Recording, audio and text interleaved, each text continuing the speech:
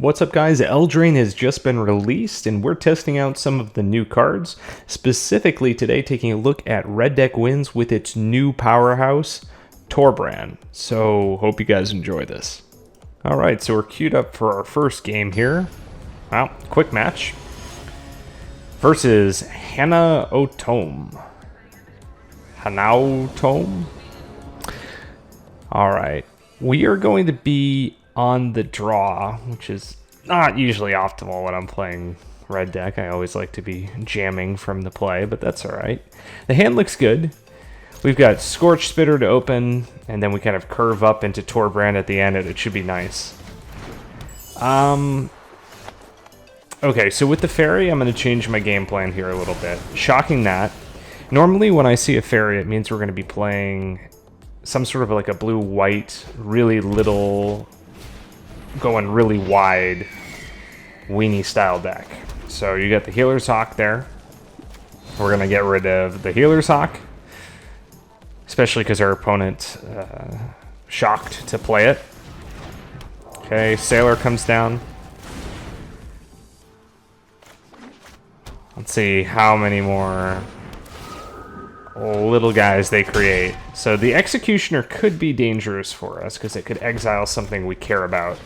So we're going to put out Shanda's Spitfire because we've got to stop some of the flyers. We got to pose a threat so that we can't just keep getting attacked into. Because this deck can blow out wide really fast with the weenies. So we're going to force the opponent to have an answer for the Spitfire. And then next turn we can go Torbran. Another fairy, okay. Yep, okay. So we could go Torbran here, but we risk it just getting exiled if the opponent finds mana. So I think we're going to go ahead and just start to establish our own board. And maybe what the opponent will end up doing is trying to exile out the Spitfire, and then we can come back super hard and cast Torbran and do the massive damage with the Giant and the Spitter next turn.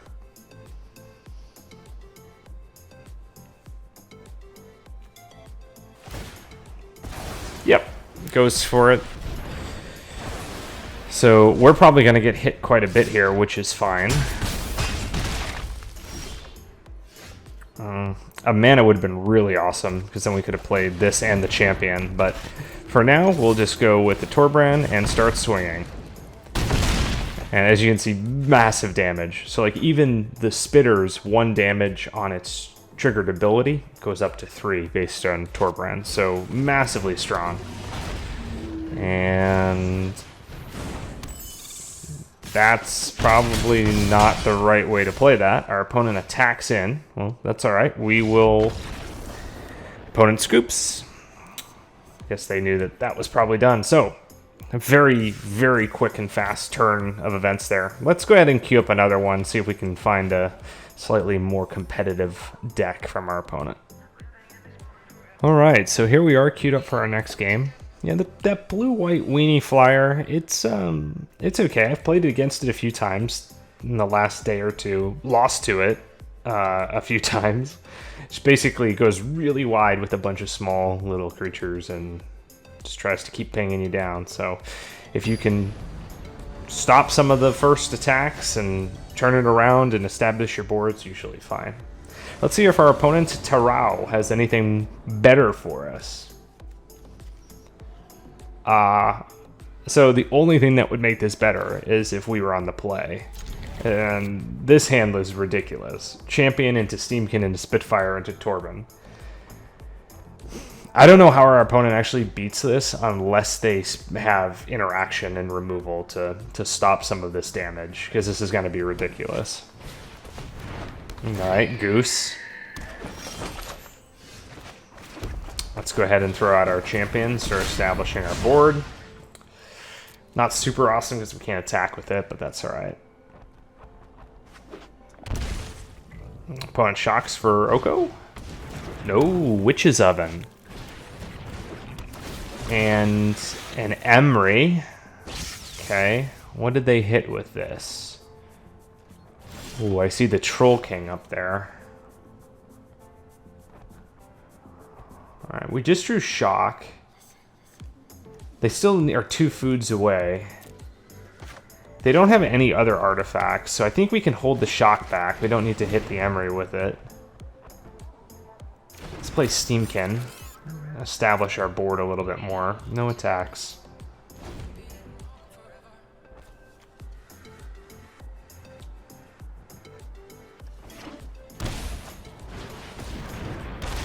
Okay.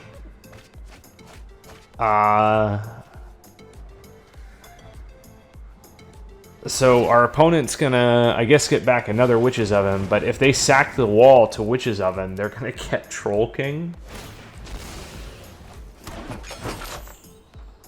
Okay. Well, that's pretty sick. A turn 3 Troll King. Oh my gosh. Well, that puts us on a pretty serious clock. Oh. And we draw Calamity. Okay. So we're on like a 2 to 3 turn clock here, which means I think the only way we end up winning is if we can get over the top with the Spitfire, which means we're going to need to shock the Goose at some point. Calamity obviously triggers a bunch, and we'll pump the Spitfire, but we need the Spitfire out so it doesn't have Summoning Sickness next turn to be able to swing with the Calamity out. And as long as we don't get anything removed, I actually think, you know, obviously there's still a lot that could happen here, but I actually think we've got this. Because we can empty our hand next turn. So opponent dumps the Witch's Oven. I guess they're going to get it back again. I'm not sure what this deck does with all of the different Witch's Ovens. I mean, obviously generates tokens, but I'm not sure what the synergies are for having all of them. Yep, so we get tagged with the Troll King. The Fiend doesn't do anything for us, but I think we've still got this. So we'll start by shocking the Goose. Opponent gonna sack it in response. Yep. Alright, so opponent generates a food. We don't really care about that, though, because they're not going to get a chance to use it. So we go Calamity. That pluses up the Steamkin to 4/4. We have the 3 tokens to pull off. We cast out Torbran with the 3 counters off.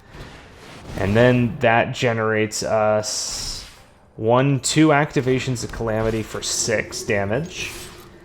Pumps the Phoenix to a 7/3, so that's 9 damage off the Phoenix. And then whichever of the creatures on the ground they don't block. So opponent is Dunsies, I think. Yep. Boom. Wow. That was a pretty good game. Turn 3 Troll King, only to get spun around with Spitfire, Torbran, and Calamity. This deck is very strong when it draws the right cards. Hope you guys enjoyed it. We'll see you in the next one.